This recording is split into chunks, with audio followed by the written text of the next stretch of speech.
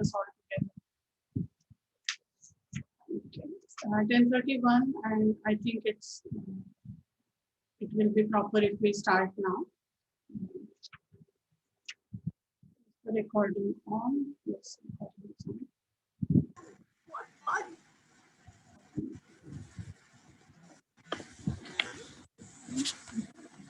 Professor G.T. Kulkarni was a renowned historian of medieval India.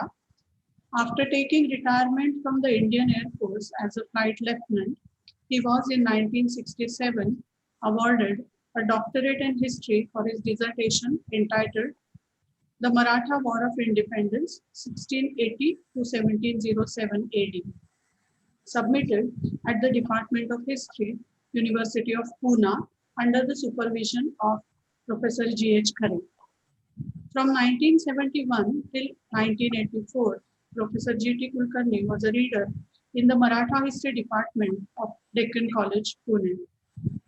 With a keen sense of historical understanding and having a mastery over Farsi, Urdu, as well as the Modi script and languages, Professor Kulkarni wrote extensively on the medieval period of Indian history in general and the Bahmani and Maratha period in particular. He was known in the academic world for his erudition of the highest order and a just approach rooted in objectivity. On 7th May 2021, Professor Kulkarni passed away. His colleagues, students, and friends, we hereby solemnly resolve to take his vision forward. GT, as he was fondly known, will remain in our hearts as a gentle scholar with integrity and professionalism beyond doubt. This remembrance meeting is hosted by the Department of History, Savitribai Phule Pune University, so that GT's colleagues, friends, and students can share how he touched the lives of many different people in many different ways. As such, I shall request the scholars one by one to say a few words in honor of his memory. At the end of all the speeches, the family members would also like to say a few words. Of course, it goes without saying that due to technological or any other emergencies, if people leave, it is perfectly understandable. First, I request Professor Irfan Habib to say a few words.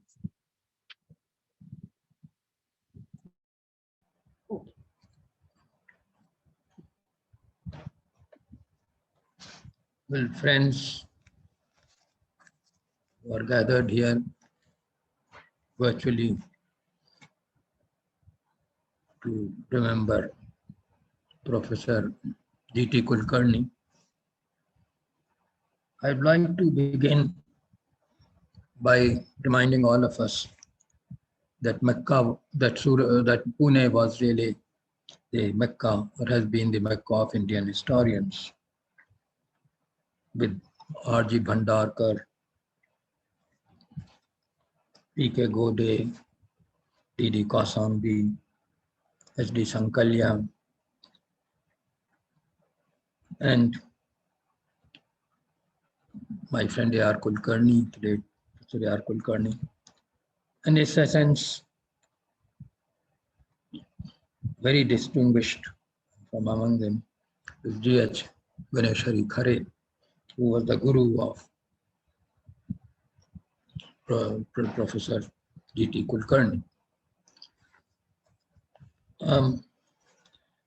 Professor Khare was, like his pupil G.T., was connected with the Bharat Ithas Sanshodak Mandal, the great house of archives and documents in India, both in Marathi and Persian. And Khare was a master not only of Marathi and Modi script, but also Persian and Shikasta. And he transmitted this skill to GT. This particular relationship is particularly to be remembered, because like Khare, GT was in love with documents. Like Khare, he was very well versed in Persian. In fact, he translated the whole Masnavi of the 17th century, 16th century, Masnavi, in respect of Shah Nizam Shah. So clearly, you have here two great scholars. D.H. Khare published a large number of volumes, Persian sources of Indian history, from which all of us derive benefit today. And I remember Dr. G.T.'s work on the Maratha-Mughal relations after Shivaji, from the death of Shivaji to the death of Aurangzeb, which was a crucially important work for that period, because it relied both on Persian and Marathi sources, which after Jadunath Sarkar, few had done. It seemed to me, I may be wrong here, that GT was also involved in many of explorations of Khare for documents, notably Khare's publication of a large selection of akhbarat of Aurangzeb's reign, the court news part. I think he was associated with him. And therefore, as I say, he was at home in Persian sources, and all his papers in the Indian History Congress. I can't now remember when I first met him at a session of the Indian History Congress, but it seemed that he, like me, attended practically every session, and therefore we met there and exchanged information. He was always concerned with the academic matters that particularly marked him out. He had found a document and he wanted to show it to everyone and see and discuss its particular features. I think I'm very glad that Professor Frank Perlin is here, because he must also have worked. We worked with Judge Khare and must have also worked with GT. And in Frank also there is the same magic with documents. So and then, like Khare, perhaps even more than Khare, GT was interested in impartial history, non-partisan history. Of course, he loved Maharashtra, and that is why his interest in Nizam Shahi and Adil Shahi kingdoms was very important. But he knew that what might be called the Persianate heritage was as important for Maharashtra as many other cultural trends. And I hope very much that the tradition of Khare and GT Kulkarni would also be now continued in Maharashtra, when the rest of India seems to be looking away from the Persianate heritage. I would not like to stand more between from other scholars who would have to speak about GT Kulkarni, but I would like particularly to emphasize the simple ways of the man and his enormous affection and really love for protection of the archives at the Bharatiya Sanshottak Mandal. I know he was very concerned when the affairs of the Mandal were in crisis some years back, and he was trying to meet all kinds of authorities, particularly the Commissioner for Cooperatives for some reason.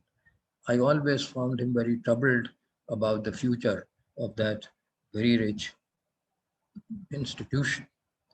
I hope GT's major cause in life, that is the welfare and utilization of the archives of the Bharatiya Sanshottak Mandal, that cause will be upheld by all those who hold GT Kulkarni dear and his memory dear. Thank you. Grateful, Professor Irfan Habib. Professor Perlin, since you have given your text message to be read out aloud, would you What would you prefer? Do you want to speak, or would you like your message to be read eventually?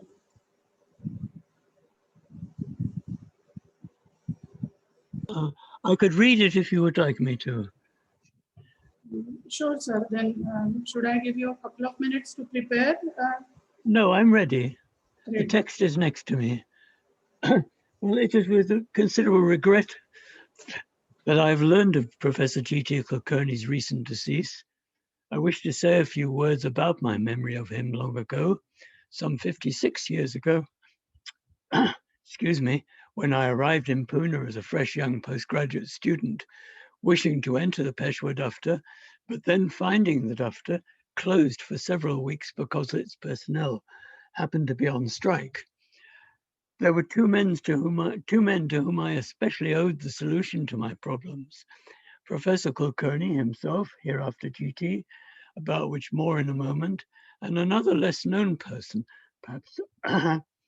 Excuse me, I've got some problems with my throat, who became perhaps entirely unknown to you, but with no university affiliation whatsoever, but who became the veritable hero of my research in those 2 full years of 1975 and 1976 that have structured my life thereafter.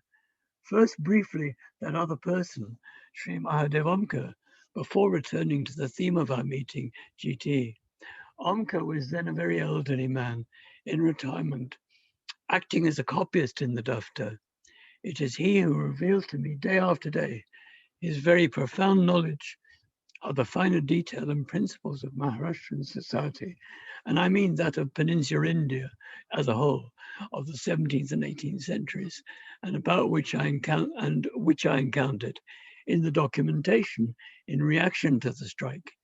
He led me into the BISM, the Bharati Itihas Sanshodhak Mandal archive, into an entirely unsuspected world of private household records, including the outstandingly rich Dabadi Daftar, which included the finest details about agriculture itself and ordinary people, be that person a brute laborer, peasant or servant of that old society. And that virtually came to reinvent itself, so to speak.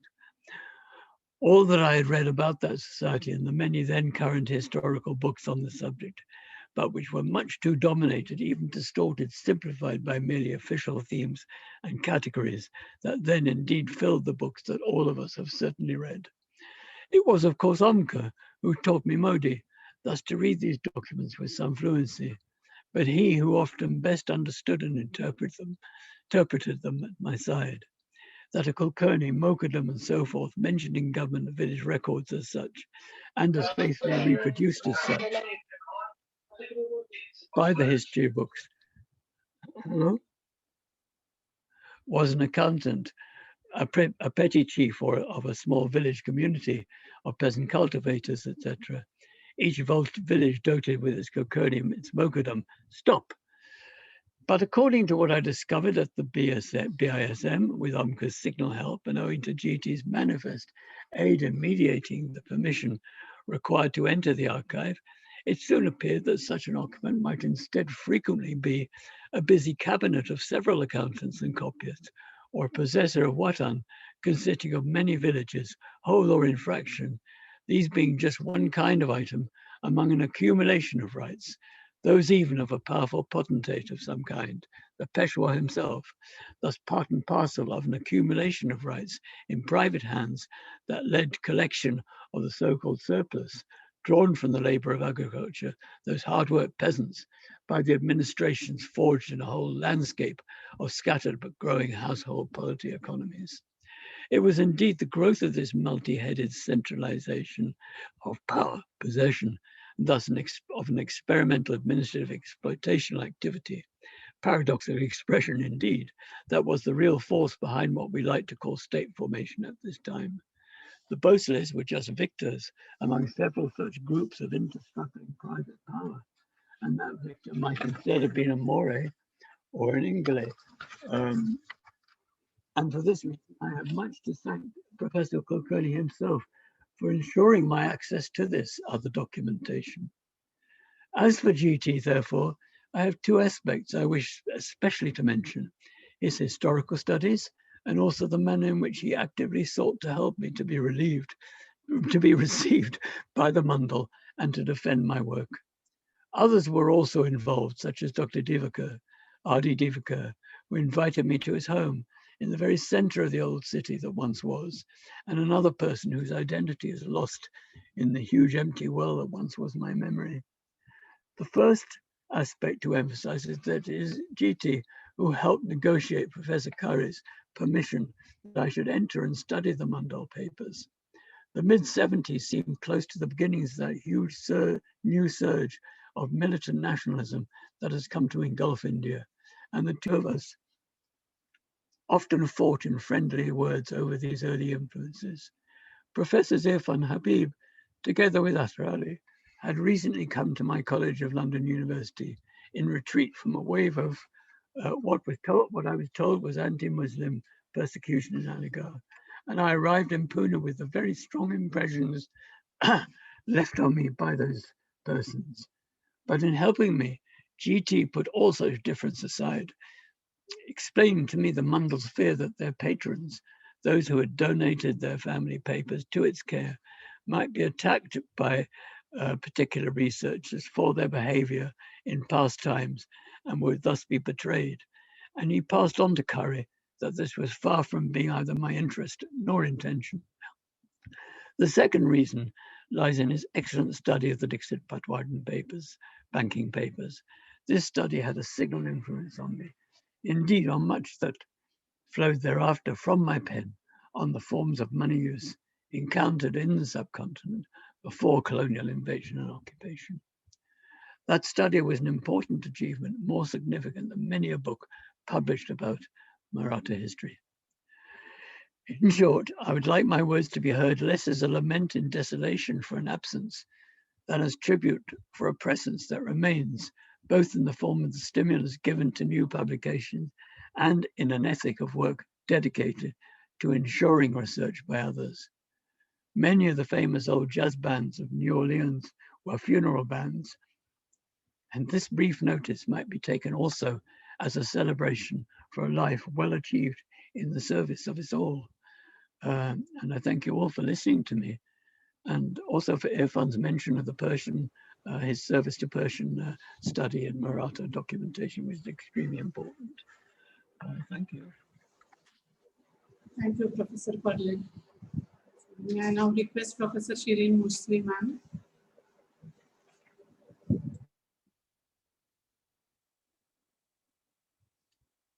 Oh. Please unmute yourselves, ma'am. Shireen. I'm grateful to Dr. Shraddha for giving me an opportunity to pay my tribute to Professor G.T. Kulkarni. I met Professor G.T. Kulkarni for the first time in 1972 in the Muzaffarpur session of the Indian History Congress, where I presented my first paper. And he was one of those who encouraged me by asking questions and by patronizing. And that sort of a relationship of affection and patronizing continued all along up till the last. I met him at Pune, where he took me to Bharatiya Itihas Sanshodhak Mandal and showed me so many documents and explained those to me.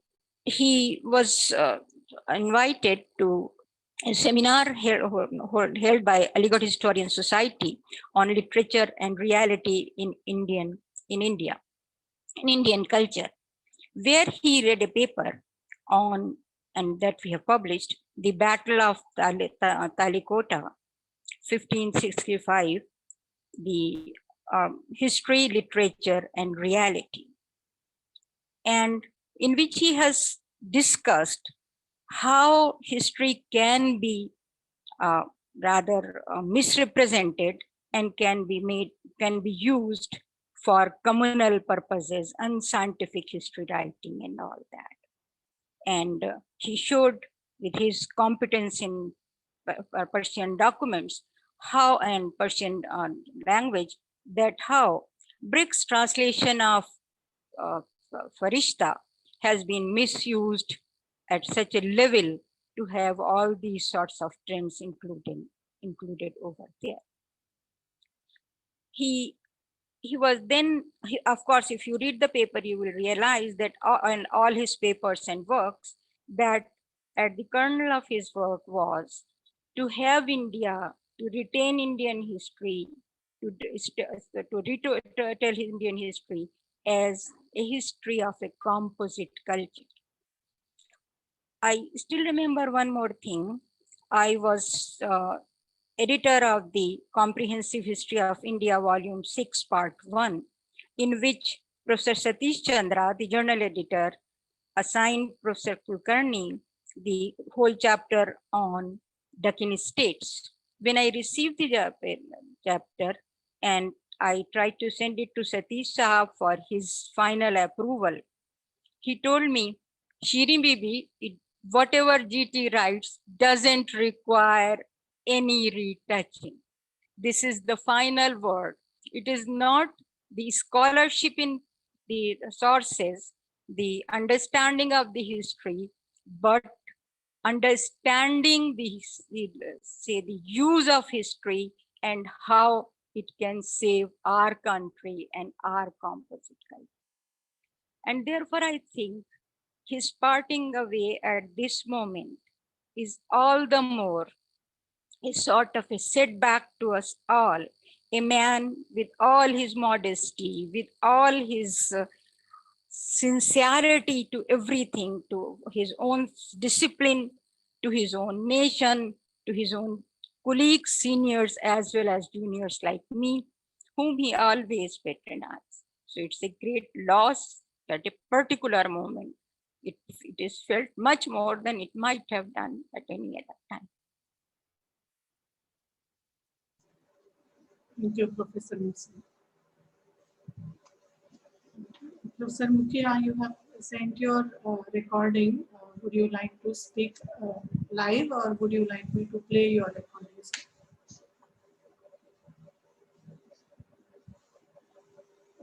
You need to unmute yourself.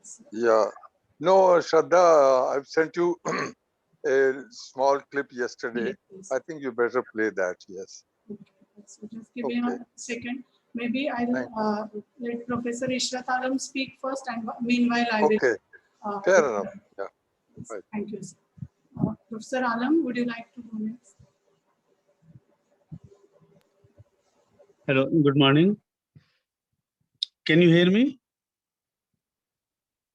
No. Yes, sir, we can hear you.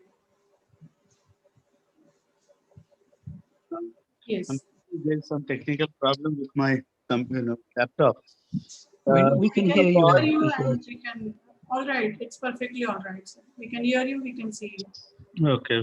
First of all, I would like to, place my gratitude on record to you for, for organizing this meet. So, while I'm disappointed that in the age of COVID-19, we all would be able to share our feelings via Zoom, but that is the advantage of having Zoom. We are confined to our, corners to save ourselves. I don't know what kind of a strain we are having now. And that, we were receiving bad news from our campus. And in that succession, I received that, very sad news about GT Kulkarni Sahab's passing away on 7th May.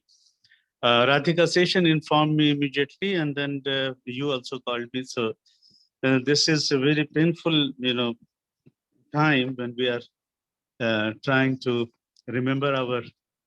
I would say that he was a very senior person to me, and he was always,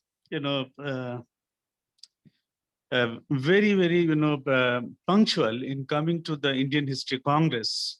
The Indian History Congress, as Professor Habib told us, that provided the youngest like me to have access to these people who were masters in their field, especially GT Kulkarni Sahab, because he will be, I'm sure he will be remembered by many members of Indian History Congress because he was an active member who regularly attended the annual sessions as a, and was more than, once elected to its executive committee, the highest, decision-taking body of our History Congress. I remember him, when we introduced Professor Musfi is here, so she will be endorsing my this statement that when for some reason we had to opt for holding panels in order to attract the senior peoples to come to the Indian History Congress. Our sessions were marking the absence of, they were finding it very, very disappointing in attending the session because most of the senior scholars who go and listen to the learned papers of learned scholars in the panels. And that used to deprive the audience of their observations on their papers and the paper presenters. So that gap where I found him very important, playing a very important role was that he would stay there throughout the session from morning 9 o'clock till evening at 5 o'clock. He would be there and asking very, very searching questions, giving suggestions to the young scholars, to senior scholars also. And I won't be, far from the truth if I say that, if Kulkarni Sahab was there, we used to be, very serious in our presentation because he was always very alert and, he was very familiar with Persian documents, Maratha documents, as we all know that, that underlined his works. As Professor Habib also said that, and G.T. Kulkarni Sahab had this advantage of, having association with two mighty organizations of historians. The one was the, Bharat Itihas Sanshodhak Mandal, the other is our Indian History Congress. And he was, keenly, interested in the affairs of both. As member secretary, I remember he, talked to me on phone, and even in History Congress, he would say that, his ICHR should do something for this Bharat Itihas Sanshodhak Mandal. So I remember our executive, our council, in which Professor Musfi was also a member at that time, along with others.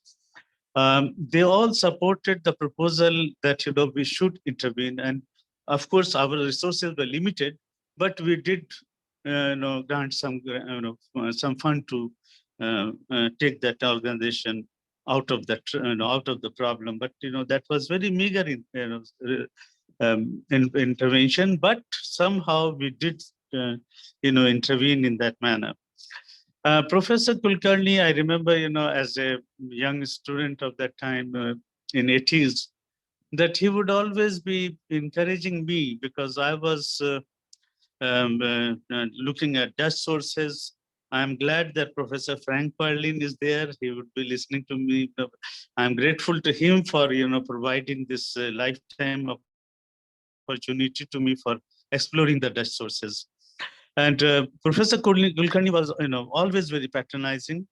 And he would always say that you should look at these aspects, that aspect. And then his primary interest was, of course, we know, in banking, minting, and other things, for which, one of his papers, that is Banking in 18th Century, a case study of Pune banker, which was published in Artha Vijnana.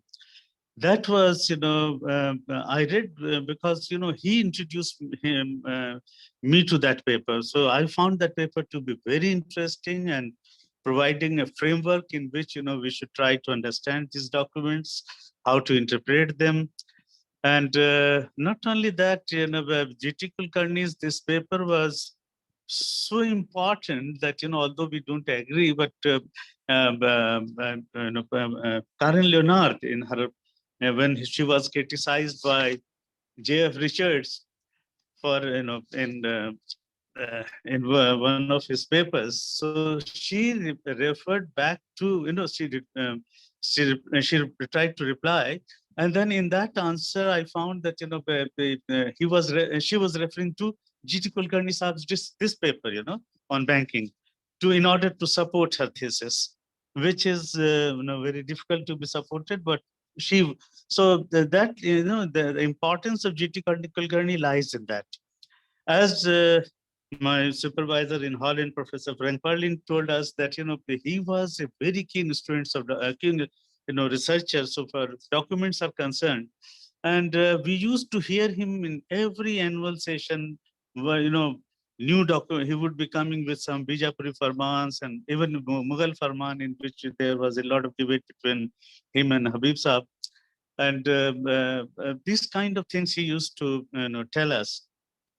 So his association with Indian History Congress was more than 40 years. When he was most probably 1958-59, since when he started his journey into, his association with Indian History Congress. That he had told me once. I remember vaguely that he was saying that you have joined in 80s, 81. And I am here since 1960s, early 60s. So 20 years senior in that sense as a member. What I found in him was that, his two books, which are very profound and fundamental books on Maratha history, the Mughal-Maratha Relations, 25 Fateful Years, 1682 to 1707, which was published by Department of History, Deccan College, PG Research Institute. And the other was, where, his name occurs along with others. That is the Sources of Maratha History. This also he had told me that, especially chapter 11, 12 was crafted by him, along with Dr. Shashikant Karnik and Dr. M.D. Apte. And that was a material which was published by Mumbai, University of Mumbai, Sources of Maratha History. There also one can find G.T. Kulkarni's, very, very rigorous methodology, historical methodology, which he was following in his academic career. So, if we read his articles and other writings, what we find is that he is always trying to, have a dialogue with his sources and then try to tell us, the audience, how, one can, one should assess them. And in the broad framework, where the historical forces are more important than other, other things, other, idiosyncrasies and other things. So,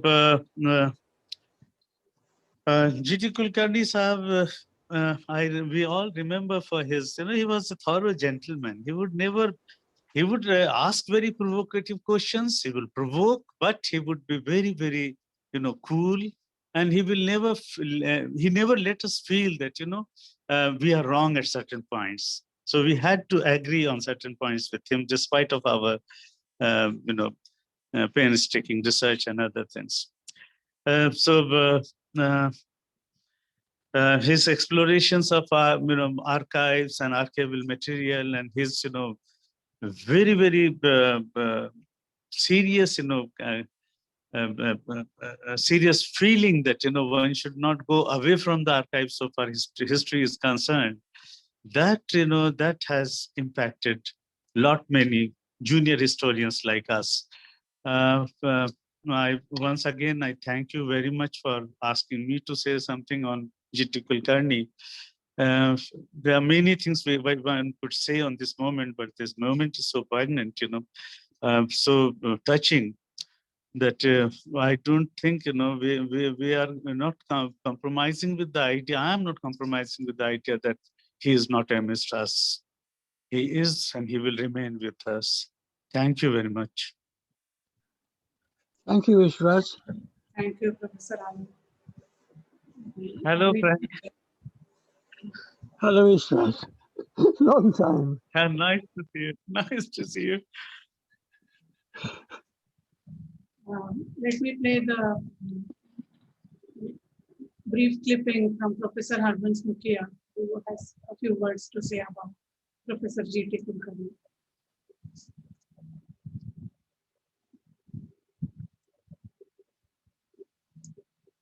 Professor Kulkarni was a very sound historian who had put forward in his book the Mughal-Maratha relations in the post-Shivaji period a very strong argument in favor of the Maratha viewpoint as against the very strong argument of the Mughal viewpoint. He had based his research on Persian sources as well as Marathi sources in the Modi script. He was a very, very eminent scholar who studied all evidence very carefully and came to a conclusion which he put forward with very strong voice. It's not necessary to agree with his argument or for that matter the other argument. Agreement is not a precondition of the appreciation of one's scholarship. Agreement, in fact, is quite dispensable in academic matters. So, Professor Kulkarni's great contribution was much in the tradition of Sardesai and A.R. Kulkarni and others.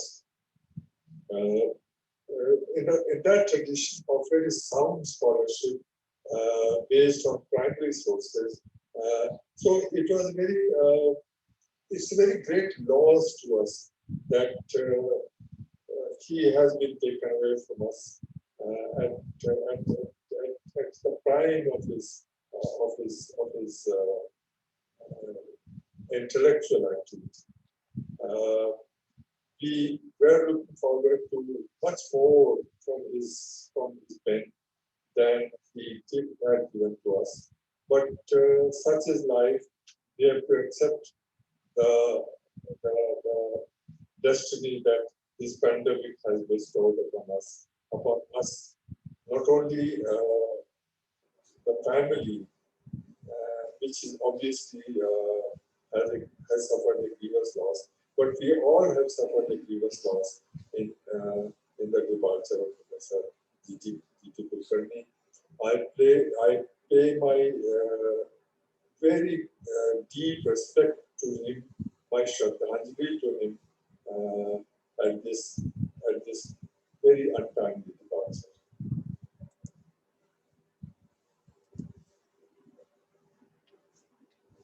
Thank you, Professor Mukhia. I now invite Professor Aja Dixit to say a few words.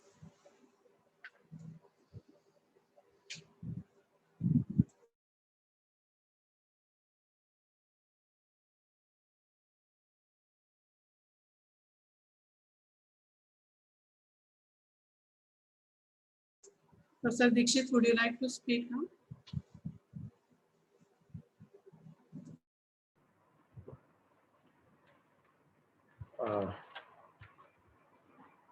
I shall be speaking in Marathi.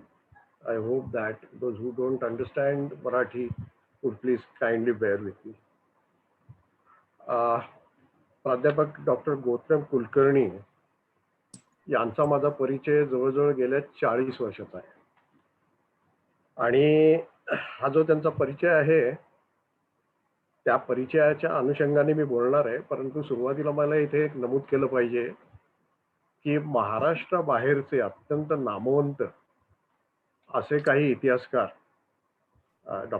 Professor Irfan Habib आहे, professor Harbans Mukhia आहे, professor Ishrat Alam, professor Shireen Moosvi, professor Frank Perlin यासारखे अतिशय नामवंत असे इतिहासकार या सभेला उपस्थित आहेत आणि त्यांनी जे उद्गार G.T. कुलकर्णी सरांविषयी काढले हेच माझ्या मते त्यांच्या मोठेपणाचं एक फार महत्वाचं असं लक्षण आहे. आता माझा जो व्यक्तिगत संबंध त्यांच्याशी आला तो भारत इतिहास संशोधक मंडळाच्या मुळे आला. त्यांचा माझा, ते माझ्यापेक्षा मोठे होते पण स्नेह म्हणून अशा पद्धतीचे हे संबंध होते. ते माझ्या वडिलांच्या पिढीच्या नंतरच्या पिढीतले आणि माझ्या पिढीच्या आधीच्या पिढीतले असे एक मोठे संशोधक होते.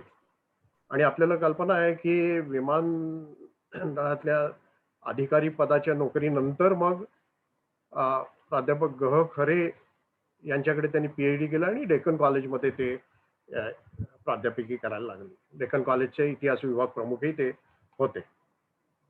आता एक गोष्ट इथे थोडी नमूद करतो की इतिहास मंडळामुळे जो त्यांचा माझा संबंध आला तर थोडासा एक पुण्याच्या विशेषतः संस्था जीवनात असा एक पेच असतो की थोडे मतभेद संस्था जीवन म्हटलं की ते असतात, त्यामुळे काही गट असतात. पण काही लोक असे होते, मी किंवा आमचे प्रोफेसर चंद्रकांत अभंग इथे आहेत, की जे या मंडळातल्या दोन्ही गटांशी ज्यांचं सख्य आणि मैत्री होती आणि त्यामुळे मंडळातलं जे काही असेल ते आणि प्राध्यापक GT कुलकर्णी किंवा दुसरेही सगळे आमचे मित्र यांच्याशी असणाऱ्या आमच्या संबंधात कुठे फरक पडला नाही. मी मुख्यतः याचं कारण असं की त्यांना अभ्यासक संशोधक म्हणून ओळखतो आणि तो आम्हाला फार आदर आहे. मगाशी उल्लेख झाला त्यांच्या ग्रंथांचा, त्याच्यात मुद्दाम आवर्जून मला सांगावंसं वाटतं की battle of Kharda challenges and responses हा जो ग्रंथ त्यांचा आहे, डेक्कन कॉलेजनी तो प्रकाशित केला 1980 मध्ये, तो मला फार महत्वाचा वाटतो. आणि गंमत अशी आहे की डेक्कन कॉलेजने इतिहासकार त्र्यंशम शेजवलकर यांचा नागपूर अफेअर्स व्हॉल्यूम 2 हा जो ग्रंथ आहे तो 1959 मध्ये प्रकाशित केला होता. त्याच्यानंतर 59 ते 80 अशी जवळजवळ 21 वर्षाची गॅप होती. इतिहास विषयक मोठा संशोधनपर ग्रंथ डेक्कन कॉलेजकडनं प्रकाशित व्हायचे. हा ग्रंथ GT कुलकर्णी आणि MR कंटक यांनी मिळून जो लिहिलेला होता, त्याची गंमत अशी आहे, महत्वाचा भाग आहे तो, की शेजवलकरांच्या नजरेतून जी काही साधनं सुटलेली होती किंवा त्यांना काही साधनं उपलब्ध झाली नसतील, अशा साधनांचा अभ्यास करून त्यांनी हा ग्रंथ लिहिलेला होता. आणि इंग्रजी, मराठी आणि पर्शियन या तिन्ही भाषांमधली अस्सल साधनं वापरून हा ग्रंथ त्यांनी सिद्ध केलेला होता. म्हणून त्याचं एक वेगळं महत्व हे मराठ्यांच्या इतिहास विषयक लेखनातले जे ग्रंथ आहेत त्यात आहे. त्याच्यानंतर 3च वर्षांनी दुसरा ग्रंथ डेक्कन कॉलेजनीच त्यांचा जो प्रसिद्ध केला की ज्याचा मगाशी इथे उल्लेख झाला, आणि तो जो त्यांचा ग्रंथ होता तो म्हणजे the Mughal Maratha relations 1682 to 1707. आता आपल्या असं लक्षात येईल की हा जो कालखंड आहे हा मराठा स्वातंत्र्य युद्ध ज्याला म्हणतात त्याचा कालखंड आहे, ज्याला सेतुमाधवराव पगडी यांनी मराठ्यांच्या स्वातंत्र्याचं महाभारत असं म्हटलेलं होतं. आणि हा ग्रंथ सुद्धा या कालखंडावरचा इंग्रजीतला एक अत्यंत महत्वपूर्ण असा त्यांचा ग्रंथ आहे. याचं एक वैशिष्ट्य सांगतो तुम्हाला, ते म्हणजे हा ग्रंथ त्यांनी महाराष्ट्राचे पहिले मुख्यमंत्री यशवंतराव चव्हाण यांना अर्पण केलेला होता. GT हे काँग्रेस परंपरेतले, परंतु केवळ काँग्रेसची जवळीक म्हणून हा ग्रंथ त्यांनी यशवंतरावांना अर्पण केलेला नाही. ती अर्पण पत्रिका जर वाचली तर आपल्या असं लक्षात येईल की ते असं म्हटलेलं होतं की इतिहास संशोधन आणि इतिहास संशोधक यांना यशवंतरावांनी जे उत्तेजन दिलं त्याबद्दलच्या आदराप्रित्यर्थ हा ग्रंथ मी त्यांना अर्पण करतोय. हा ग्रंथ त्यांनी अर्पण केला त्याच्या 30 वर्ष आधी 1853 मध्ये यशवंतरावांनी मंडळाला भेट दिलेली होती आणि फार मोठी देणगी देऊन त्यांनी मंडळाला खूप उत्तेजन दिलेलं आहे. आम्ही जेव्हा स्मरणिका शताब्दीची केली तेव्हा मी मुद्दाम आवर्जून त्यांचा फोटो आणि त्यांचा अभिप्राय त्यात छापलेला होता. तेव्हा हा भाग आहे त्यातला. आणि तिसरा एक महत्वाचा ग्रंथ की जो भारत इतिहास संशोधक मंडळानेच प्रसिद्ध केला, तारीफ-ए-हुसैन साहब, आपल्याला कल्पना असेल की नगरचा हुसेन निजाम शहा याचं ते काव्यबद्ध असं चरित्र आहे आणि त्याच्यात 12 अस्सल अशी चित्र त्यावेळची आहेत. फार मोलाचा ग्रंथ ज्याच्या प्रकाशनासाठी प्रोफेसर इरफान हबीब हे 1988 मध्ये आलेले होते. त्यांचं म्हणजे जीटींचा विचार करायचा म्हणजे दोन संस्थांचा विचार आपल्याला त्यांचे संबंध आलेल्या करावा लागतो. एक म्हणजे भारत इतिहास संशोधक मंडळ आणि दुसरं म्हणजे इंडियन हिस्ट्री काँग्रेस. मंडळाशी जे ते प्रत्यक्ष कार्याच्या दृष्टीने संबंध आला त्यांचा तो साधारणतः 1972 ते 1991 असा सुमारे 18-19 वर्षाचा आहे. सुरुवातीला ते कार्यकारिणीचे सदस्य 10-1 वर्ष होते आणि 10 वर्ष ते मंडळाचे कार्यवाह होते आणि त्यांच्याच काळात मंडळाचा अमृत महोत्सव साजरा झालेला होता. मला अजून आठवतं, माझ्या संग्रहात आहे. मंडळाच्या त्रैमासिकाच्या रूपाने त्यावेळेला एक स्मरणिका प्रसिद्ध केलेली होती. तेव्हा तो एक मोठा भाग आहे की मंडळाशी त्यासाठी त्यांनी केलेलं योगदान प्रोफेसर मश्री माटे यांच्यासह. नंतर आपल्याला माहिती आहे इंडियन हिस्ट्री काँग्रेस, मी अधिक बोलायची गरज नाही. आता प्रोफेसर इशरम आलम, प्रोफेसर शिरीन मुसवी हे बोललेले आहेत की इथनं महाराष्ट्रातनं इंडियन हिस्ट्री काँग्रेसला वारीप्रमाणे, पंढरीच्या वारीप्रमाणे दरवर्षी हजर राहणारे जे काही स्कॉलर्स होते त्याच्यामध्ये जे.टी. कुलकर्णी यांचा समावेश होता. नुसतं असं नाही तर तो किती अर्थपूर्ण समावेश होता हे आता पण ऐकलेलं आहे, सहभाग होता ते ऐकलेलं आहे. मध्ययुगीन भारत इतिहास विभागाचे ते एकदा अध्यक्षही इंडियन हिस्ट्री काँग्रेसचे होते आणि कार्यकारिणीत पण होते, याची आपल्याला कल्पना आहे. वेळ नाही आहे म्हणून मी केवळ 2-3 गोष्टी व्यक्तिगत अनुभवातल्या उल्लेख करणार आहे आणि थांबणार आहे. ते असं की मी जेव्हा आपल्या सावित्रीबाई फुले पुणे विद्यापीठात इंटरडिसिप्लिनरी स्कूलचा प्रमुख होतो त्यावेळेला मी जयपूरचे डॉक्टर घनश्याम माथुर यांचा त्यांचा ग्रंथ आहे शिवाजी की आग्रा यात्रा, त्याच्यावर त्यांचं व्याख्यान आयोजित केलं होतं आणि त्याच्यासाठी प्रोफेसर जे.टी. कुलकर्णी यांना अध्यक्ष म्हणून मी निमंत्रित केलं होतं. थोडंसं आमच्या विभागात ते इतके निमंत्रित होत नसत, त्यामुळे त्यांना या निमंत्रणाचा खूप आनंद झाला आणि खूप छान असं अध्यक्षीय भाषण हे त्यांनी केलेलं होतं. दुसरं आठवतंय मला की मराठीतलं एक नामांकित असं वैचारिक नियतकालिक शब्द याचे संपादक येशू पाटील यांनी मला एकदा फोन केला की दीक्षित सर, मलिक अंबरवर चांगला लेख कोण लिहू शकेल. ताबडतोब मी जे.टी. कुलकर्णी सरांचं नाव सांगितलं, त्यांच्या दोघांचा संपर्क साधून दिला आणि अतिशय अप्रतिम असा लेख मलिक अंबरवरचा जे.टी. कुलकर्णी सरांनी लिहिला होता ते मला आठवतंय. आणि तिसरी अगदी व्यक्तिगत आठवण आहे, त्याच्या तपशिलात मी जाणार नाहीये. 80 ओलांडून गेलेल्या टप्प्यात कुलकर्णी सर हे माझ्या एकदा घरी आले आणि मला एक विनंती करणे, काही सार्वजनिक कामाच्या संदर्भातली एक विनंती करण्यासाठी. मी म्हटलं, अहो सर, तुम्ही एवढ्यासाठी घरी एवढी तसदी का घेतली, मी आलो असतो, मी भेटलो असतो तुम्हाला. नाही म्हणले, मला यायचं होतं. आता त्यांनी जी विनंती केली, मी म्हटलं त्याच्या तपशिलात मी जात नाही आणि ती विनंती मला मान्य करणं शक्य नव्हतं, याबद्दलही आम्ही सविस्तर बोललो. पण मुद्दा तो नाही आहे, मुद्दा हा आहे की ज्या जिव्हाळ्याने, ज्या आस्थेने ते माझ्याकडे आले, त्यात मला कुठेतरी असं वाटून गेलं की त्यांनी केलेली जी विनंती होती ती कुठेतरी माझ्या कामाची एक शाबासकीची पावती होती. आणि म्हणून त्यात जो त्यांच्या जिव्हाळा होता, त्यात जी त्यांची एक सद्हेतू होता, आस्था होती, तर मला असं वाटतं त्यांचे माझे जे 40 वर्षापेक्षा अधिक जे संबंध आले त्याच्यात त्यांचा तो जिव्हाळा, त्यांचा तो सद्हेतू, त्यांची ती आस्था आणि मला त्यांच्या एक संशोधक म्हणून असणाऱ्या कामगिरीबद्दलचा आदर आणि त्यांच्या स्वभावातल्या उमदेपणा विषयी वाटणारा अप्रूप याचा खूप मोठा भाग होता. तेव्हा असे आमचे हे एक ज्येष्ठ अभ्यासक प्राध्यापक जे.टी. कुलकर्णी हे आज आपल्यात नाहीत, याचं खूप दुःख होतंय. त्यांचे कुटुंबीयही इथे हजर आहेत, म्हणून मी त्यांना सांगतो की इथे जमलेले या सगळ्या इतिहास संकुलाच्या वतीने मी हे सांगतो की आम्ही सगळे आपल्या कुटुंबियांच्या दुःखामध्ये पूर्णपणे सहभागी आहोत. आणि मी प्राध्यापक गौतम कुलकर्णी यांना मनापासून आदरपूर्वक श्रद्धांजली अर्पण करतो आणि थांबतो. धन्यवाद प्राध्यापक Dixit.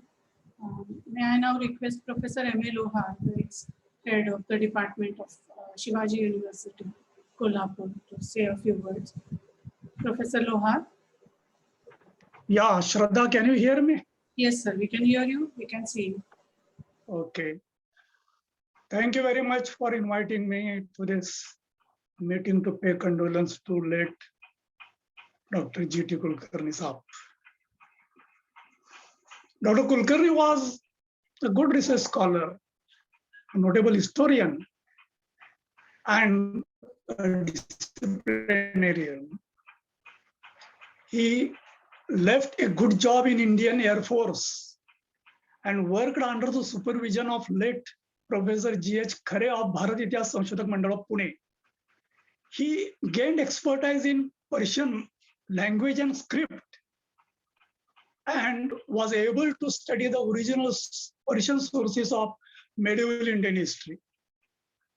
His research work on Maratha War of Independence was published under the title Mughal-Maratha Relations, 25 Fateful Years, 1682 to 1707. I think this work is an important contribution to the study of Maratha history. He was continuously busy in research, especially in medieval history of Maharashtra and medieval Deccan.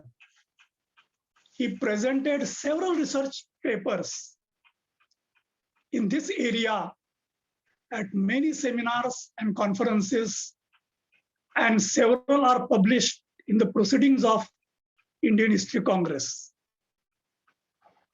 He published original source material in Persian as co-editor along with Professor G.H. Khare. I remember Professor Khare and G.T. Kulkarni had gone to Bikaner archives to collect the Persian sources from Bikaner archives. And both of them, Professor G.H. Khare and G.T. Kulkarni, they translated some of those Persian sources in Marathi also, and those were published by Bharat Itihas Sanshodhak Mandal. So this was a very good opportunity for the scholars in Maharashtra to study the Persian sources with the translation provided by Professor G.H. Khare and Dr. G.T. Kulkarni. Now, as far as I'm concerned, I came in touch with Dr. G.T. Kulkarni in 1980 when there was a seminar on Shivaji and his times, which was organized by Department of History. I was just then had entered the department as a lecturer in the university. And at that conference, Dr. G.T. Kulkarni had presented a paper on Mughal-Maratha relations. And from then onwards, we had continuous interaction for last, say, 30 or 36 years until my retirement in 2016. So this was our long association from 1980 to 2016. For almost 36 years, we had long association. This was because he always was in touch with the Department of History of Shivaji University. He attended several seminars and conferences in the department. He was member of the advisory committee of Chhatrapati Shahu Maharaj Center for Studies of Maratha History for some years. Hence, we, all the faculty of history department, had many occasions to discuss with Professor G.T. Kulkarni and seek guidance from him. So on many occasions, we used to argue on some themes in medieval Indian history. I remember in one of the seminars which was conducted at Shivaji University, on one paper we had heated arguments with Dr. G.T. Kulkarni. But Dr. G.T. Kulkarni was very cool enough to listen to the opinions of other scholars and other historians also. And that was his greatness as a good historian, as a good scholar.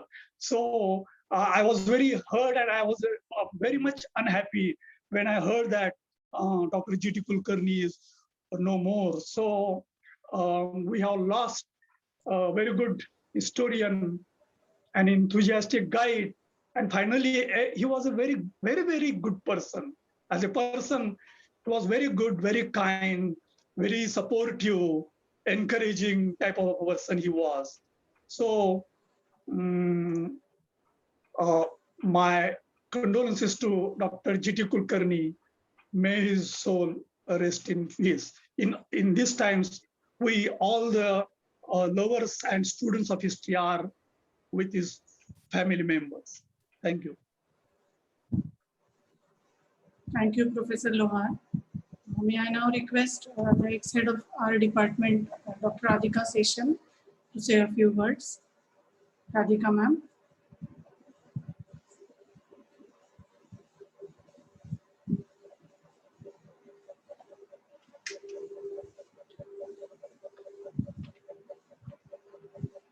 Maybe she's lost the connection. Dr. Chandrakant Abhang, would you like to say a few words now? Abhang sir, फक्त phone unmute करावा लागेल. He will be speaking in Marathi.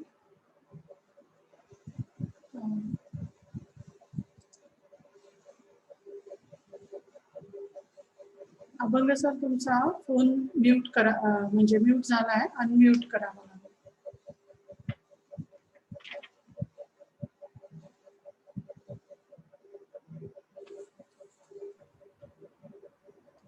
Abhang sir तुमचा audio चालू नाहीये, तो unmute करायला हवाय. तिथे क्लिक करा त्याच्यावर.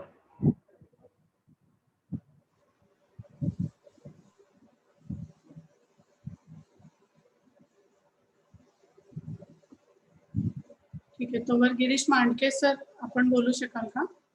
Doctor Girish Mandke.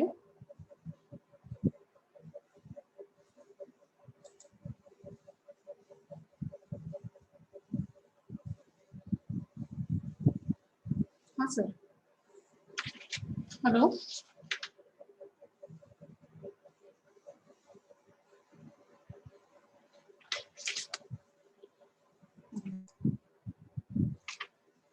Them seem to have lost connection somehow. Okay. Dr. Padmakar Prabhune, would you like to go next? Thank you.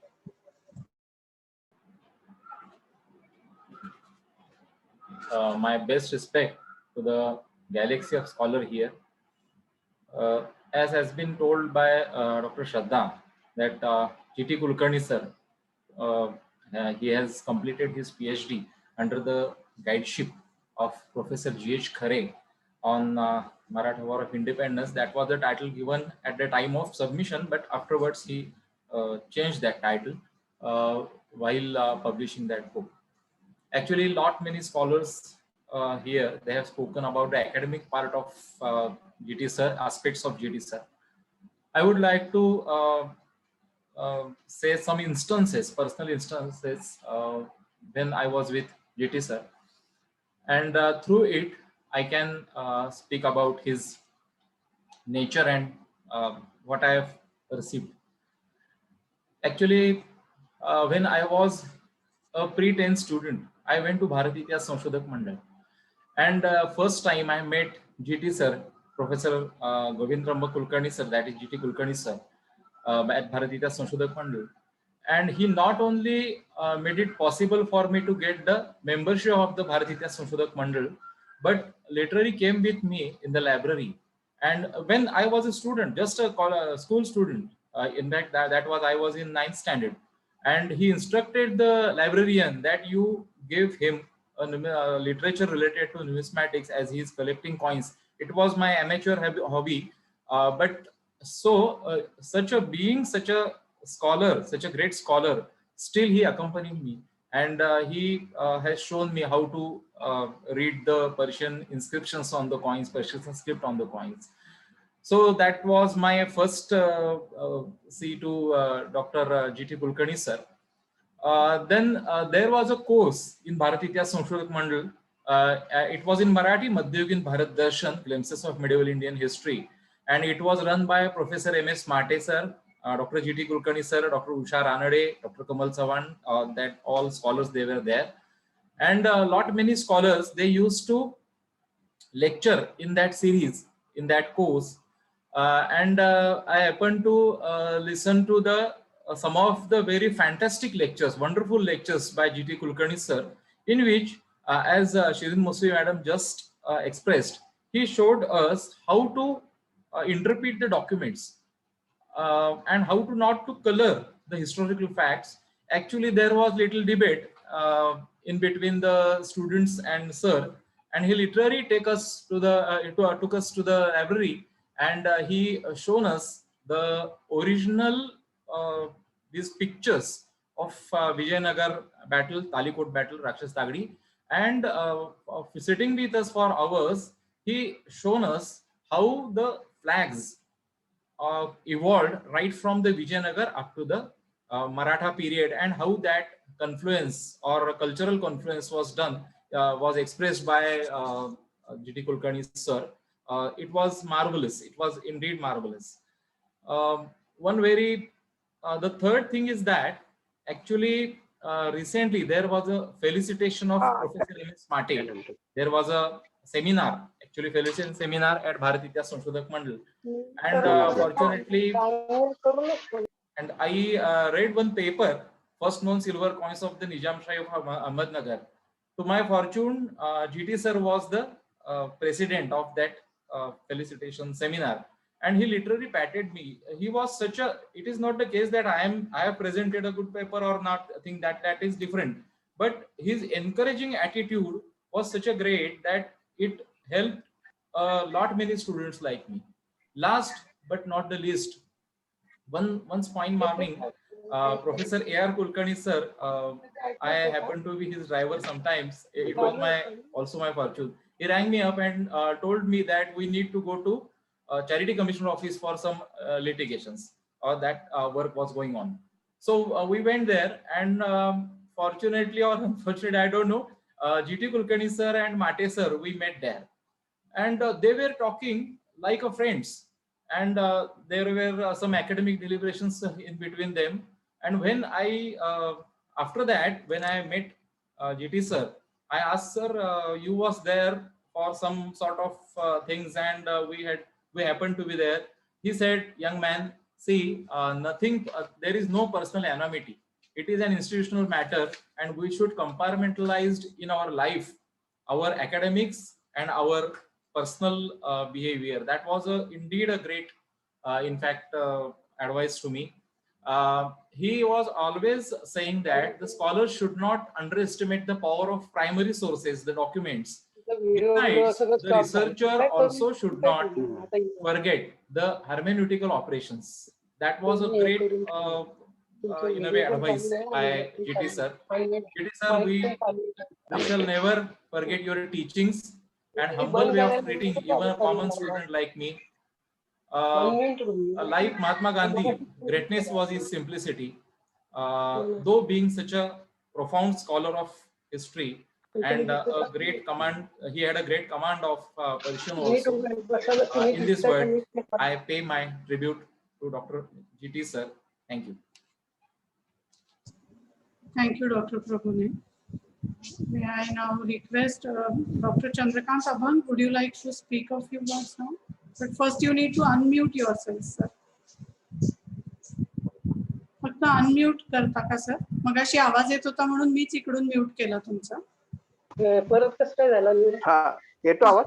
हो, येतो. हा, डॉक्टर जी.टी. कुलकर्णी आणि माझा संबंध 1980 पासून आला.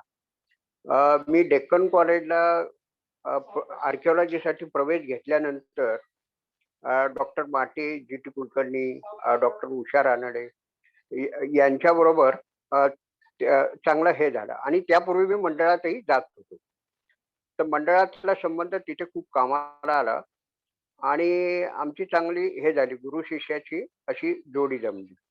विशेष म्हणजे शिक्षक सगळे असतात, परंतु सोर्सेस परफेक्ट कुठे आहे हे सांगणारे फार थोडे असतात. तर कुलकर्णी सर म्हणजे नेमक्या विषयाला नेमके सोर्स कुठे मिळतील आणि ते आर्काइव्ह कुठे, पार रकाना कुठला, कपाट कुठलं, कुठला बंडल, कुठला दस्ता, हे असं सगळं ते सांगायचे. याचं मी ज्या वेळेला पीएचडी करायला लागलो मराठा राजपूत संबंधांवर, तर त्यावेळेला मला म्हणले तू नटनागरला होता, तर नटनागरमध्ये महाजी अ, दरबारी मुवल्ला महाजी शिंदिया नावाचे बंडल आहे. आणि महाजी शिंदे दिल्लीवर वर्चस्व स्थापन केल्यानंतर त्याची डे टू डे माहिती सगळी त्या दरबारी मुवल्ला महाजी शिंदियामध्ये आहे. आणि मग ते ज्यावेळेला मी पाहिले तर त्याच्यामध्ये मग मला हे लालसोट बॅटल हे ते मिळालं. आणि याच्यातनं मी ते सगळं झेरॉक्स करून एका मौलवीकडनं ट्रान्सलेट करून घेतलं. आणि त्यानंतर त्याचं सगळं हे डॉक्टर जी.टी. कुलकर्णी सरांनी मला करून दिलं व्यवस्थित. आणि मग ते खऱ्या अर्थाने की महाजीन तिथे पराभव इथे झालेले नाही ते आता, तर यशस्वी माघार घेतली. आणि ती माघार का घेतली, तर पानिपतात महाजी स्वतः होता. पानिपतात मराठ्यांचं जे नुकसान झालं तसं नुकसान महाजी शिंदेच्या फौजेचं तिथे झालेलं नाही. महाजी शिंदेची 7,000ची फौज 120 तोफासह राजपुतांना जाऊन मिळाली होती. त्यामुळे त्यांनी ती माघार घेतली आणि डीगकडे येऊन उभे राहिले होते. तर असं सोर्सेस परफेक्ट सांगणारे म्हणजे जी.टी. कुलकर्णी होते. आणि विशेष म्हणजे आमचा संबंध अगदी शेवटपर्यंत होता. शेवटची आमची कॉन्फरन्स म्हणजे कन्नूरला इंडियन हिस्ट्री काँग्रेस. त्यानंतर ह्या कलकत्त्याला अगोदर जी झाली होती, तर कलकत्त्याला आम्ही अगोदर विमानाची तिकीट काढली होती. पण ते मला म्हणले की नाही चंदू, आपण रेल्वेने जाऊ आणि गप्पा मारता येईल आपल्याला. मग आम्ही विमानाचं तिकीट कॅन्सल केलं आणि रेल्वेचं काढलं आणि त्यांच्याशी गप्पा मारत गेलो आणि गप्पा मारत होतो. आणि या गप्पांमध्ये अकॅडमिक म्हणजे इतिहासाच्या सोर्सेसची इतकी प्रचंड ते माहिती द्यायची की कुठे काय आहे, काय कसं जा, काय कर आणि कुठले कागद आणखीन तू हे कर, असं ही सगळी माहिती द्यायची. तर दीक्षित सरांनी किंवा हे शिरीन मुसवी मॅडमनी हे इंडियन हिस्ट्री काँग्रेसचं सांगितलं. सकाळी 9 वाजल्यापासून जी.टी. कुलकर्णी सर मिडिवल इंडियाच्या सेक्शनला बसायचे, ते संध्याकाळी परत तिथून यायचे. आणि प्रत्येकाला एनकरेज होईल किंवा त्याला त्या पेपरच्या पेक्षा आणखी जास्त माहिती मिळेल अशीच माहिती त्या शोध निबंध वाचकाला ते तिथे द्यायची. महत्वाचं म्हणजे या जी.टी. कुलकर्णी सर म्हणजे हे कुणाच्या बोलण्यात आलं नाही, ते इंडियन हिस्टॉरिकल रेकॉर्ड कमिशनचे सुद्धा मेंबर होते. आणि त्या इंडियन हिस्टॉरिकल रेकॉर्ड कमिशनच्या मॅगझिन मध्ये सुद्धा त्यांचे अनेक पेपर पब्लिश आहेत.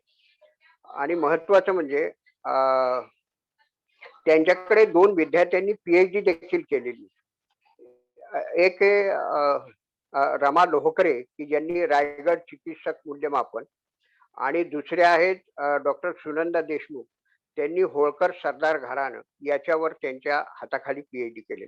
असे हे 2 विद्यार्थी आणखीन असेल तर मलाही माहिती आहे, पण हे दोघांचा संबंध माझ्याबरोबर आला होता त्यामुळे मला ही माहिती. आणि विशेष म्हणजे त्यांच्याबरोबर मला 1986 ते 1989 भारत इतिहास संशोधक मंडळाच्या संचालक मंडळावर काम करायची सुद्धा संधी मिळाली. त्याही वेळेला म्हणजे बारकाईनी किंवा कमी खर्चात कशी कामं करता येतात ते मला त्यांच्याकडनं शिकायला मिळालं. आणि नेटकेपणा आणि त्यांचा दिलदार स्वभाव अतिशय म्हणजे एक चांगलं मिश्रण होतं. आणि महत्वाचं म्हणजे अकॅडमिक फील्ड विषयी खूप चांगली जाणीव त्यांच्याकडे हे चांगलं पकड होती की हे सगळे इतिहासाचे सोर्सेस किंवा इतिहासाच्या निरनिराळ्या मंडळातनं कुठे काय अगदी धुळ्यापासून तर बिकानेर पर्यंत ते फिरलेले असल्यामुळं त्यांना ही सगळी माहिती होती. तर अशा जी.टी. कुलकर्णींच्या निधनाने मला ज्यावेळेला ही बातमी समजली मला तेव्हा शॉकच बसला. कारण आमचा फोनवर कायम सतत संपर्क होता. त्यांना एखादं पुस्तक मिळालं नाही तर मी ते उपलब्ध करून देत होतो, त्यांच्या घरी जाऊन देत होतो. आता आपल्या इथे पुण्यामध्ये इंडियन हिस्ट्री काँग्रेस ज्यावेळेला भरणार होती तर त्यासाठी ते काही लेखन करत होती, तर त्यांना ते जे काही चरित्रकारांची पुस्तकं हवी होती ती माझ्याकडे होती, मी त्यांना दिली होती. त्यांनी ते छोटे छोटे लिहिलेले पण आहेत. तर असे हे जी.टी. म्हणजे विद्यार्थी लहान असो की मोठा असो आणखीन हे असो त्याच्याशी अतिशय उमदेपणाने वागून उलट त्याला जास्त 4 गोष्टी सांगूनच त्याच्याशी मैत्री करत असं मी म्हणेन. हे म्हणजे असे मी विद्वान पाहिले, "ऐ तुला काही येत नाही." तर असं कुलकर्णी सरांनी कधी कुणाला केल्याचं मला तरी आठवत नाही. तर अशा कुलकर्णी सरांच्या निधनाने त्यांच्या कुटुंबियांना किंवा समस्त गणांना जे काही एक धक्का बसला, तर त्या धक्क्यातनं सावरण्याची ईश्वर प्रत्येकाला शक्ती देव, अशी मी भावपूर्ण श्रद्धांजली अर्पण करतो आणि थांबतो. Thank you, Dr. Chandrakant Abang, his colleague from the Bharat Itihas Sanshodhak Mandal.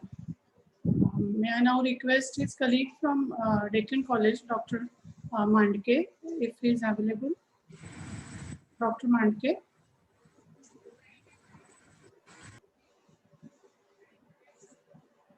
He's lost the connection again, I guess.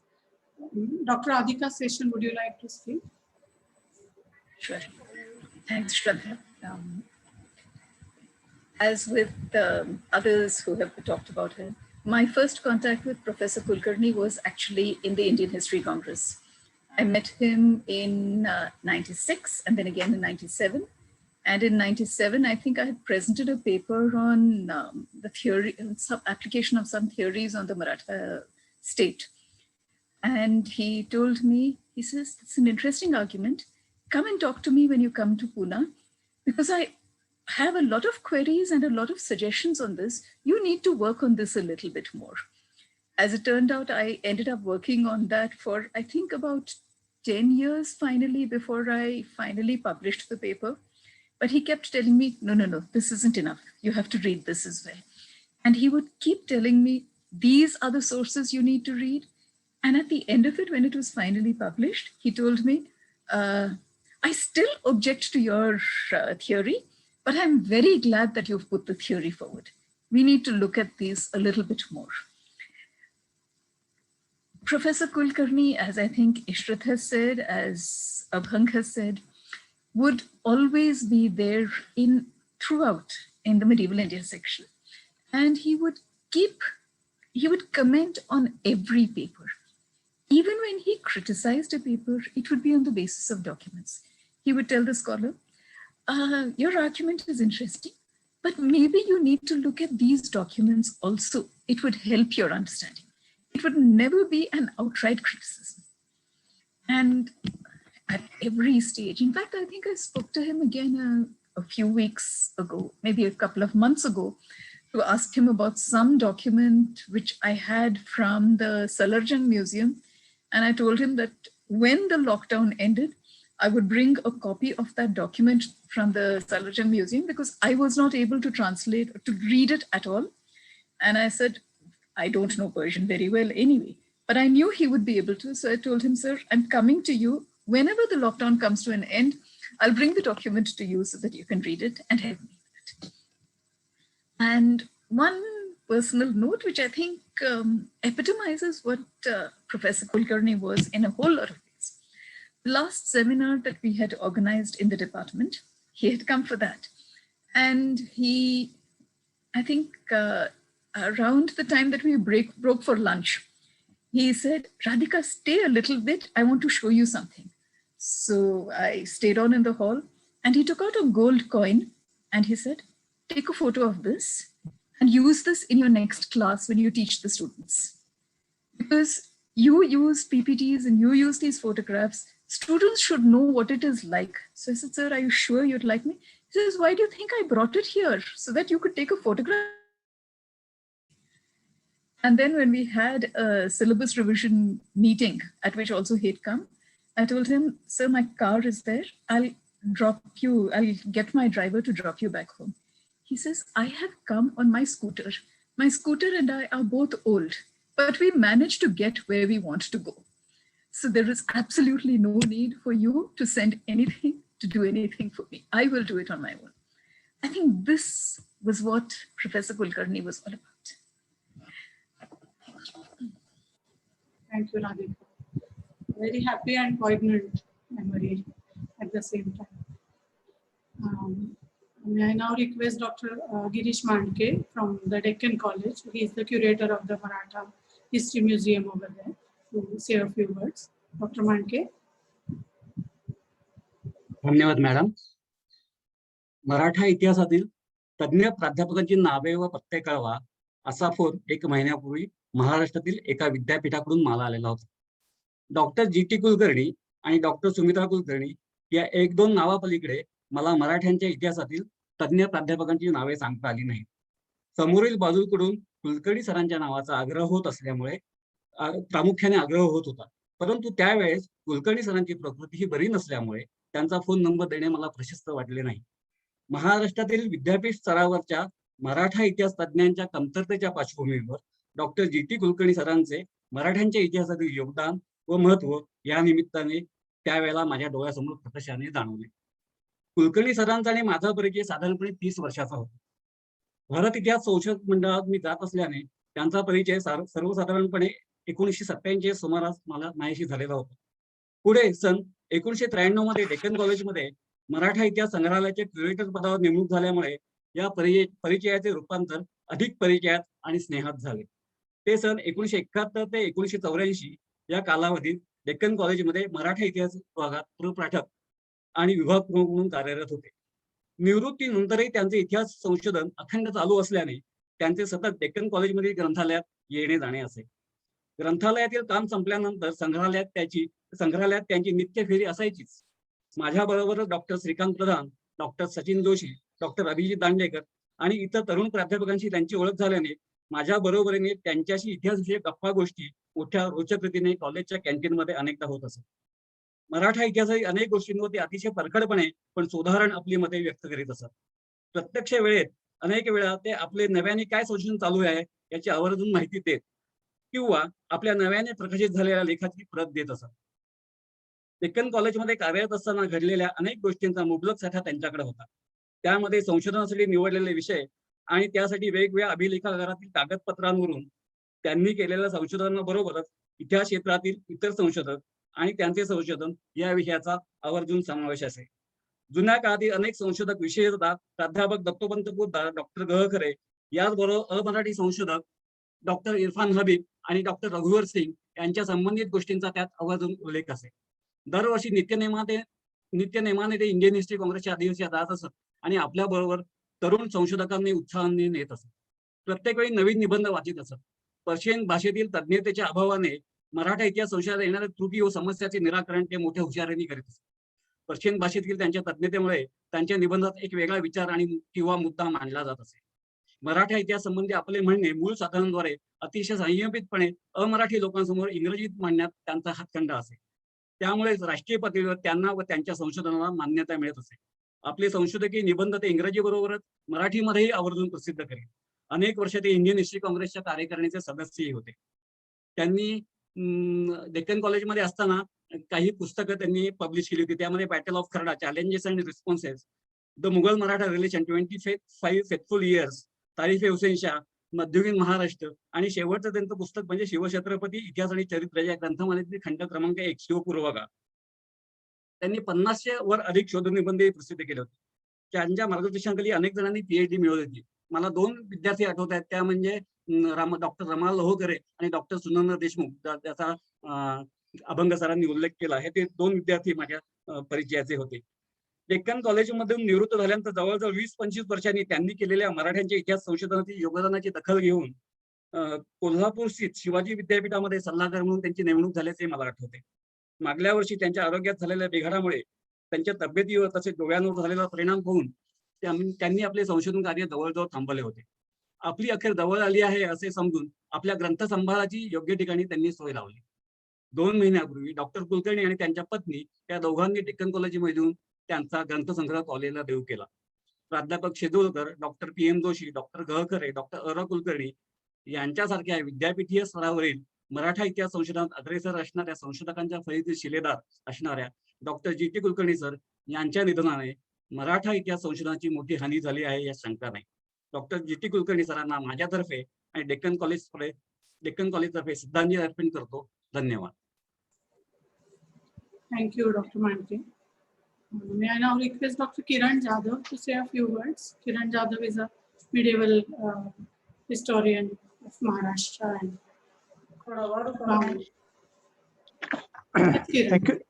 Thank you, Shraddha.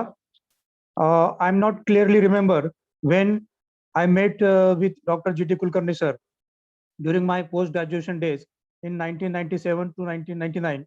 But we are in constantly touch after 2010, when I was registered for PhD in Department of History, Savitribai Phule University, under the guidance of Dr. Radhika Seshan. My topic for PhD, Trade and Commerce in Adil Shahi Sultanate of Bijapur. That time, Radhika Seshan, madam, my guide, insisted me that you must meet Dr. G.T. Kulkarni sir. He will definitely help you and guide you. Then once I called Dr. G.T. Kulkarni sir, then he called me to Bharat Itihas Sanshodhak Mandal. We met there. In that meeting, G.T. Kulkarni sir became very happy to know that I am working on Deccan area. He gives me various references from Mandal and other from other libraries. In that meeting, after that, when in 2012 to 14, I was again came to department as a teacher fellow. That time we again met him. Then G.T. Kulkarni sir gave me one of his paper, actually, which was his keynote address, which he presented in the Konkan Itihas Parishad. That paper was based on trade commerce in Konkan. That time I read that paper.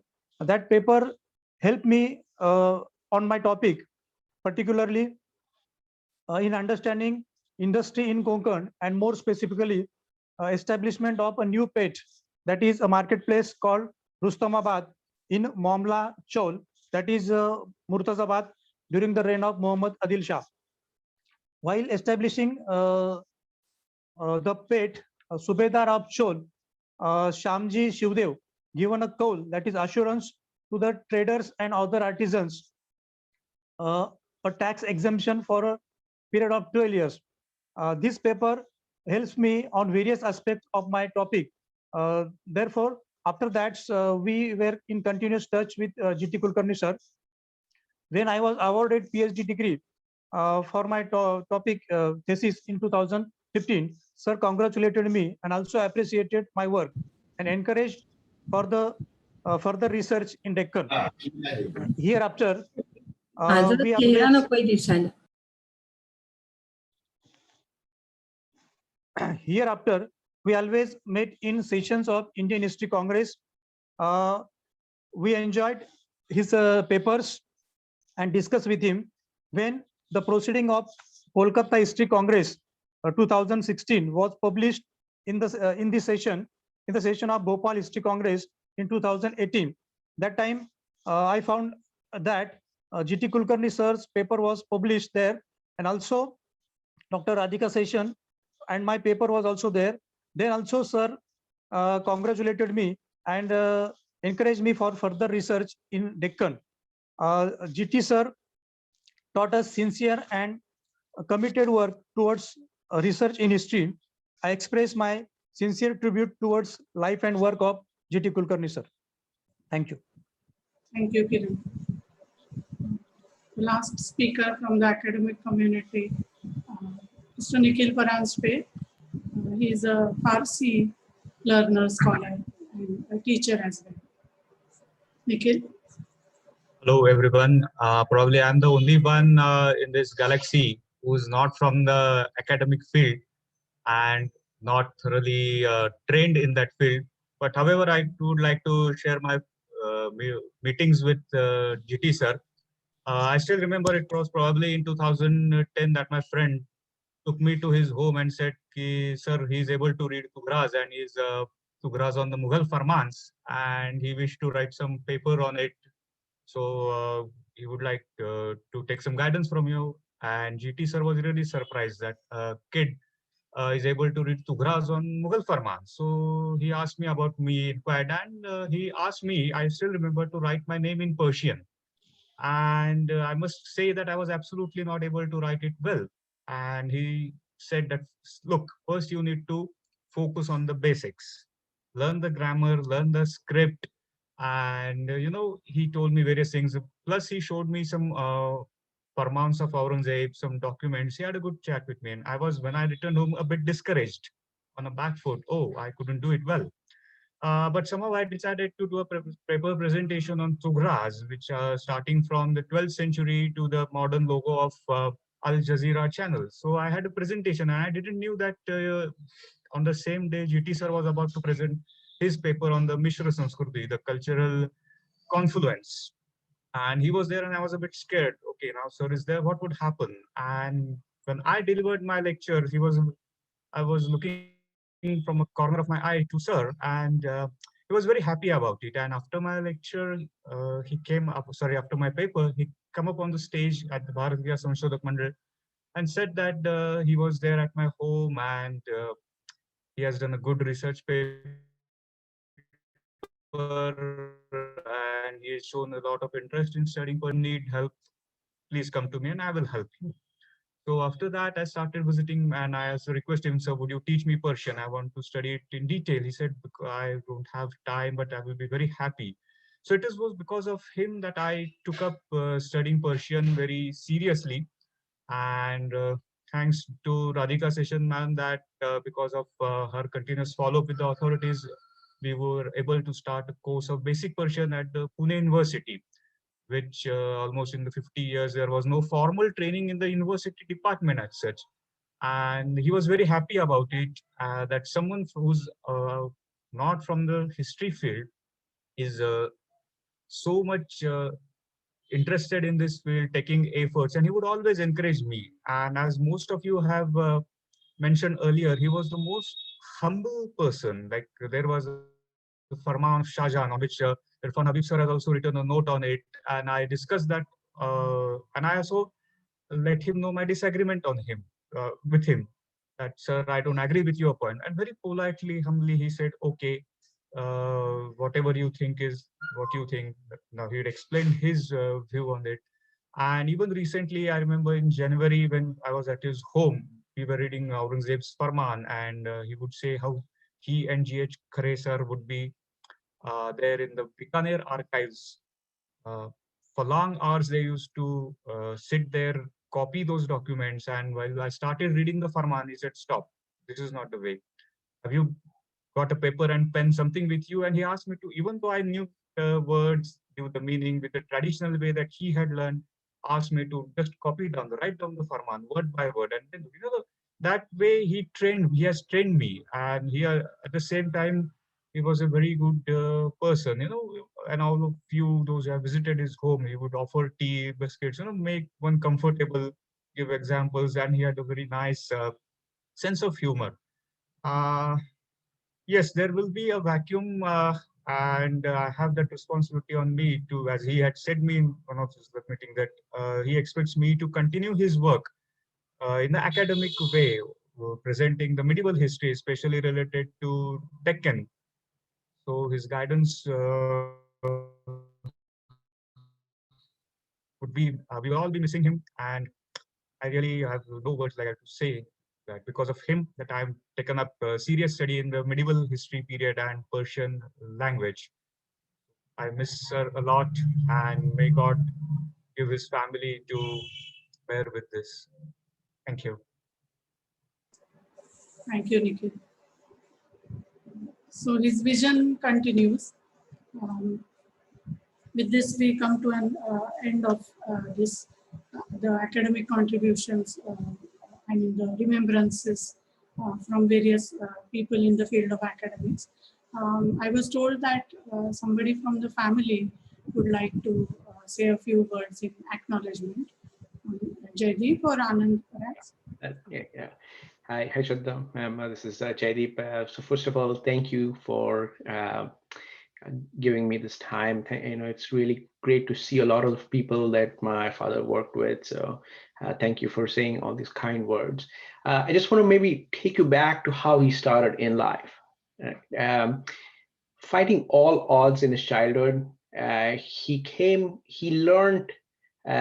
from a very small village out in Marathwada. He completed his primary schooling in Urdu, right? Which was very, it was, right now we think that everything is Marathi, but at that time he completed in Urdu, and that really helped him in the later stages of his adult life. After coming to Pune and completing his college education there, he applied for a job in the Indian Air Force. And coming from real poor backgrounds, he didn't even have money to go to Dehradun for the interview. So his friends pitched in and collected enough money for a train ticket so he could go for the interview. At the interview, the officer over there said, "Hey, it looks like you're underweight." But he was so impressed with everything else that my father did, that he said, "You have an extremely sharp vision," and he convinced his superiors that they should take him in the Air Force. So again, a lot of different sort of moments in his past life that got him into the Air Force. When he left the Air Force and wanted to pursue doctoral studies, he was interviewed by Professor Khare, and a lot of you talked about Professor Khare. Just a few anecdotes. While waiting for Datta Vaman Poddaji, who was supposed to actually interview him, Professor Khare actually pulled out a paper from his drawer. It was written in Farsi, and said, "Oh, it seems like you can read and write Farsi. Here, tell me what this document says." My father was so good that he explained not only what was in the document, but also the context. And it impressed Professor Khare so much that when Poddaji came into the room, he said, "No further interview needed. I've already grilled him. He's good to go." And he brought him in. So that's how his relationship with the Deccan College started. And it's again, when he was planning to head the history department over there. There was a lot of questions around, well, he hasn't really taught. So can he really lead the entire department?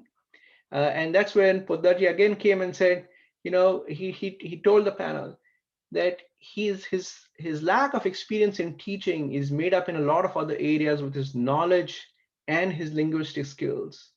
And that's how his journey began as an academic scholar. I think all these small incidences point only to one thing, and that was the ability to win people over with his personal charm and connection. For those of you that have interacted with him, his humor and his wit balanced his quiet demeanor.